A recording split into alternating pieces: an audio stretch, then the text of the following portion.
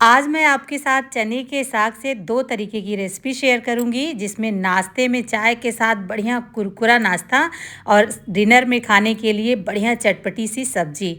तो चने का साग 500 ग्राम ले लिया है, इसको धुलकर अच्छे से इसका पानी जो है सुखा लिया है। अब जब पानी सूख जाए तब आप इसको बारीक बारीक कट कर लीजिए। देखिए इस तरीके से हमने चने के साग को बारीक बारीक काट लिया है। काट कर इसको तैयार कर लीजिए इसी तरीके से। अब इस तरीके से कट करने से बारीक बारीक कट करिएगा, क्योंकि जो इसमें डंडी होती है वो जल्दी गलती नहीं है।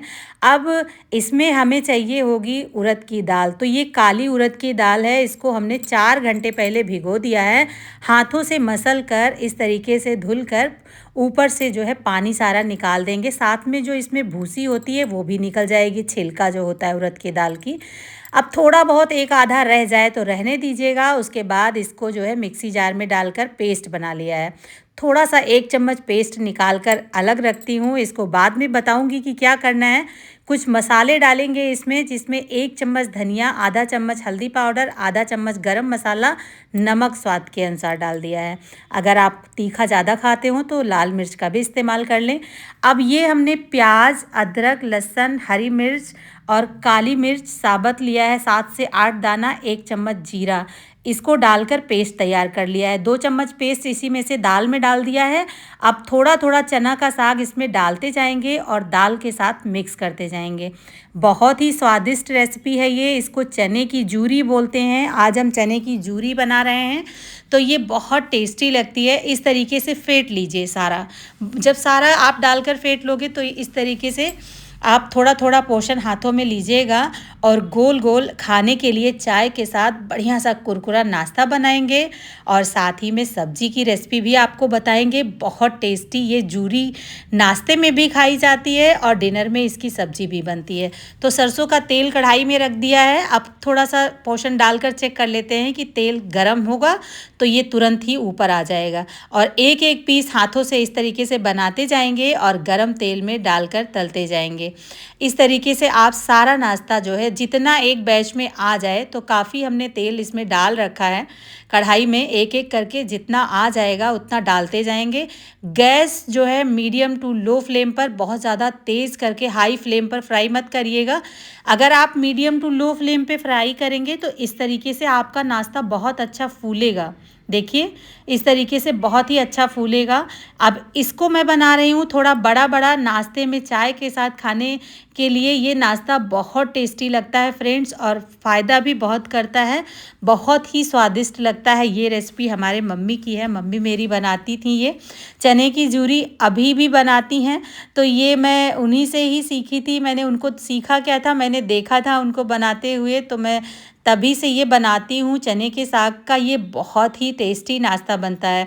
तो गरम तेल में इसको आपको लो फ्लेम पर ही फ्राई करना है, तब तक जब तक बढ़िया सा जब कलर चेंज नहीं हो जाता है। देखिए कितना जो है चिपटा करके हमने डाला था इसको, और कितना बढ़िया फूल रहा है ये। तो दाल आपकी अच्छे से पिसी होगी और बढ़िया से आप उसको फेंट लेंगे तो बहुत बढ़िया ये नाश्ता फूलेगा। कोई इसमें बेकिंग सोडा वोडा डालने की आपको बिल्कुल भी ज़रूरत नहीं पड़ती है। तो देखिए अब बढ़िया सा कलर चेंज हो गया है और कुरकुरा हो गया है। अब इसको निकाल कर एक प्लेट में इसी तरीके से रखते जाएंगे। जो पहले डाला था तो वो पहले हो गया था, तो उसको पहले निकाल लिया था। अब ये नाश्ता हमारा जो है यहाँ पर बनकर तैयार हो गया है। चलिए हम आपको दिखाते हैं। तो ये लीजिए, इतना सारा नाश्ता हमने बनाकर तैयार कर लिया है। आज के ये नाश्ता फ्रेंड्स, इस नाश्ते के साथ आपको चटनी की तो बिल्कुल ज़रूरत ही नहीं पड़ेगी, क्योंकि इसका स्वाद इतना अच्छा है कि जो भी खाएगा वो खाता ही रह जाएगा। बहुत ही स्वादिष्ट लगता है। तो चने का सीज़न है, चने के साग का, इस रेसिपी को ज़रूर ट्राई कीजिएगा।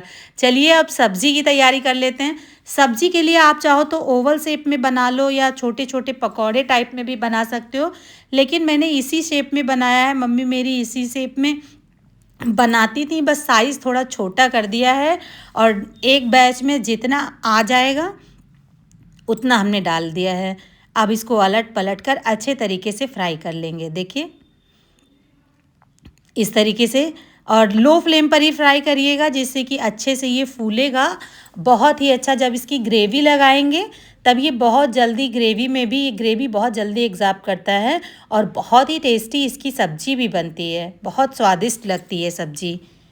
तो बस इसी तरीके से जो है सारा नाश्ता जब बढ़िया सा कलर इस पे भी आ जाएगा, तब जो है निकाल लेंगे। वैसे ग्रेवी में डालने के लिए अगर आप हल्का कुरकुरा कम भी करोगे तो भी बहुत अच्छी सब्ज़ी बनती है।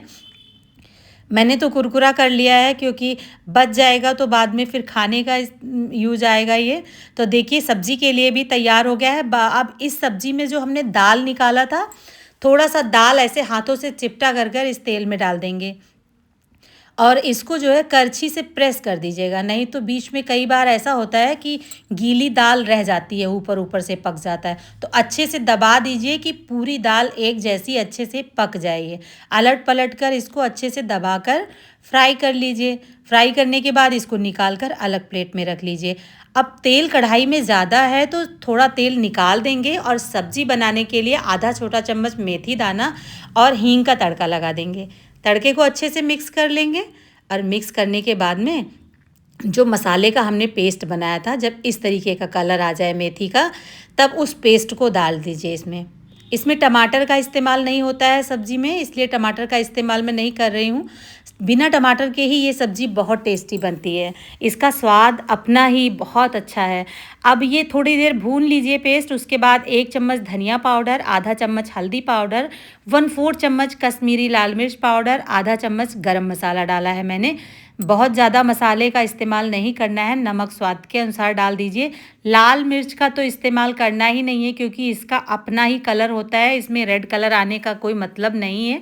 लेकिन हल्का सा डाल दिया है मैंने कि तीखा भी होता है, तो इसलिए तीखे की वजह से बहुत थोड़ा सा डाला है। तो देखिए इस तरीके से इस मसाले को अब आपको भूनना है बहुत अच्छे से। जितना अच्छा आप इस मसाले को भूनोगे, सब्ज़ी में उतना ही अच्छा टेस्ट आएगा। देखिए कितना मैंने भूना है कि मसाले का कलर एकदम चेंज हो गया है, देख सकते हैं आप। तो इस स्टेज तक आपको मसाले को भूनना है, बिल्कुल घी तेल एकदम अलग हो जाएगा। तब आपको क्या करना है कि ये जो हमने फ्राई करके दाल के टुकड़े निकाले थे, इसको तोड़-तोड़ कर इसके अंदर डाल देना है।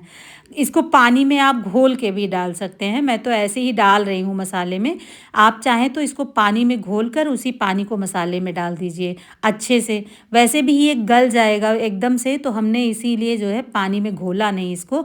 अब तेज़ यहाँ पे गर्म पानी हमने इसमें डाल दिया है, तो ग्रेवी थोड़ी ज़्यादा ही लगाइएगा क्योंकि जैसे-जैसे इस ग्रेवी को लगभग 5 मिनट आपको ऐसे ही पकाना है। और 5 मिनट जब इसको पकते हुए हो जाएगा, तब जो हमने छोटे-छोटे पकौड़े तले हैं, इस ग्रेवी में आपको डाल देने हैं, चने के साग के और दाल के। तो जब 5 मिनट इस ग्रेवी को खुला पका लीजिए, तब आप ये सारे जो है सब्ज़ी बनाने के लिए जितना आपको डालना हो वो डाल दीजिए। अब इसको जो है स्टार्टिंग में मीडियम फ्लेम पर जो है आप इसको ऐसे ही ढक कर 5 मिनट पकाइए। टोटल 10 मिनट आपको इस ग्रेवी के साथ में इसको पकाना है। 5 मिनट आप पका लीजिए, बीच में ढक्कन हटाइए और एक बार चेक कर लीजिए कि ऐसा तो नहीं कि पानी पूरा सूख गया हो और आप इसको पका रहे हैं। तो पानी ज़्यादा ही रखिएगा क्योंकि जैसे-जैसे ये सब्ज़ी ठंडी होगी, एकदम पानी सोखती जाएगी। वापस से इसको एक बार ढक देते हैं, इस तरीके से चलाकर देखिए। अभी जो है हल्का सा जो है इसको और पकना बाकी है, तो आप लो फ्लेम कर दीजिएगा एकदम। 5 मिनट मीडियम फ्लेम पर और 5 मिनट और इसको लो फ्लेम पर ऐसे ही ढक कर छोड़ दीजिए। 5 मिनट के बाद ढक्कन हटाइए और उसके बाद गैस की फ्लेम लो कर दीजिए, एकदम बंद कर दीजिए और धनिया की पत्ती डाल दीजिए, मिक्स कर लीजिए। अब ये जैसे-जैसे सब्ज़ी ठंडी होगी वैसे-वैसे ये गाढ़ी होती जाएगी। पकौड़े एकदम सॉफ्ट रुई की तरह मुलायम, एकदम रुई की तरह सॉफ्ट बनते हैं पकौड़े। इतने टेस्टी लगते हैं चावल के साथ, रोटी के साथ, चने के साग की ये सब्ज़ी बहुत ही टेस्टी है तो ये पारंपरिक रेसिपी, हमारी ट्रेडिशनल रेसिपी, लेकिन इसको हम ज़रूर बनाते हैं, ये बहुत टेस्टी लगती है। तो चलिए सब्ज़ी भी तैयार हो गई है।